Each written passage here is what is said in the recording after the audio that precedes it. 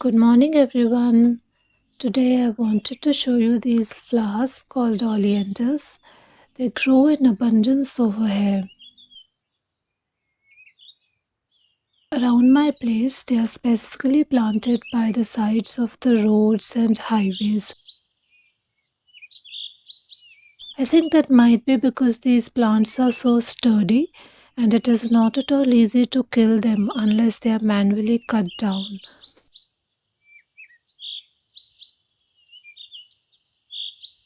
These flowers are so extremely beautiful. All the colors red, white, pink, yellow.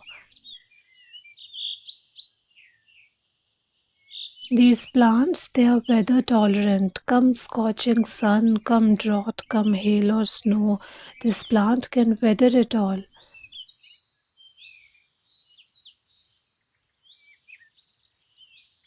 Not only that, these plants are very flexible. Its stem, you'll see in some of the next scenes, its stem can bend down completely, as in it can lie flat on the ground, and from far away it'll look like it's broken, but it's not.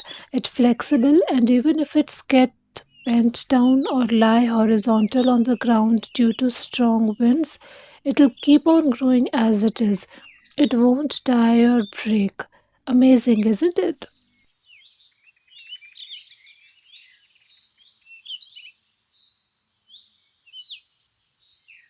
But the biggest problem with this plant is that this is not at all suited for permaculture.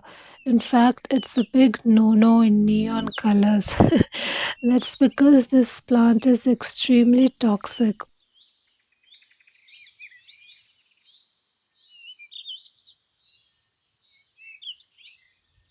This tree over here, this was at least 10 feet tall. So tall and so sturdy, and they don't require any upkeep at all. I think that is why they are so popular to plant at the side of roads and all.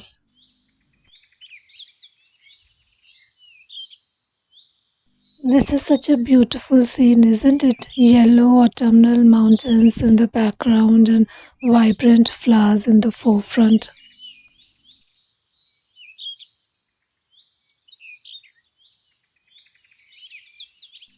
So, moving on, all the parts of this plant are toxic: flower, leaves, stem, roots, everything.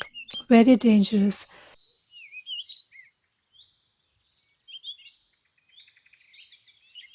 In fact, even when it has dried, still the toxicity remains. So, if, for example, the plant has dried off and somebody inhales or by mistake consumes the dried leaves or the dried petals, like any pollinator or your pet or any human being, it can be lethal to them.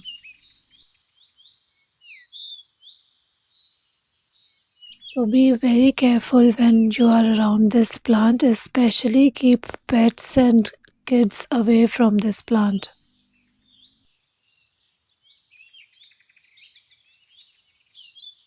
So you must be very careful when touching this plant. In fact, if you have this growing around your house and you want to get rid of this, do not burn it down because even its fumes are toxic.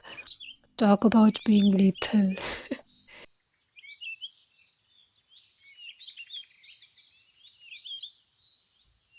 In fact, you can't even use it for compost because the chemical in this plant, it will poison the rest of the compost, and it will seep through the soil and it will be harmful for rest of the plants as well.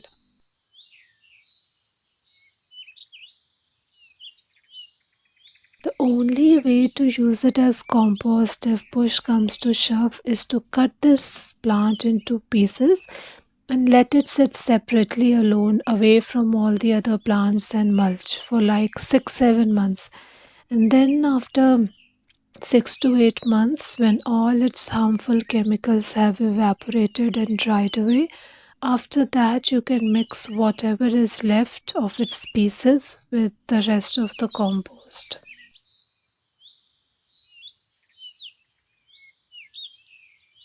Such gorgeous flowers, isn't it?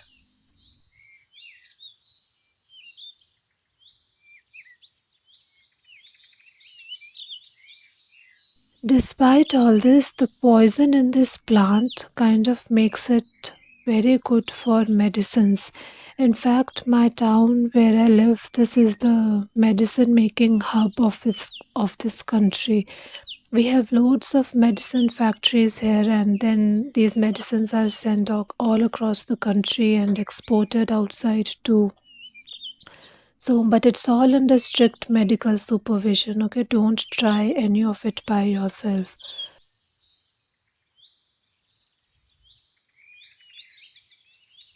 Oh, it can be used for making cancer medicines, epilepsy medicine, leprosy, malaria, and actually many, many more issues.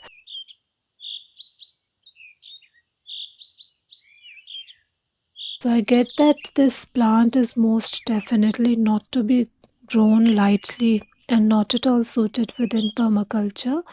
But if grown separately and for medicinal usage, it's a great plant.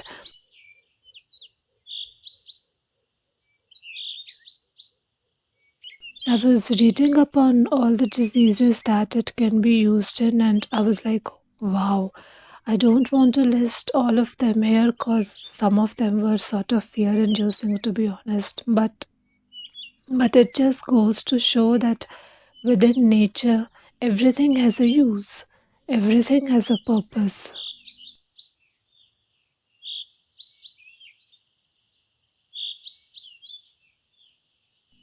So let me know if you have this plant around your place or if you have grown this in your house. Is it just for aesthetic purposes? Because no doubt the flower is extremely beautiful.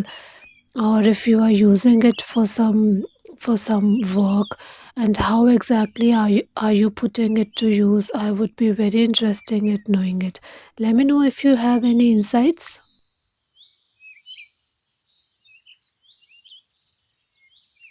Because over here in my place, I've never seen anybody growing this plant in their house. Because over here it's considered a bit unlucky, and this is a very superstitious and religious place, so people believe in all this kind of stuff. I don't know how it is in rest of the world, so let me know how is it for you.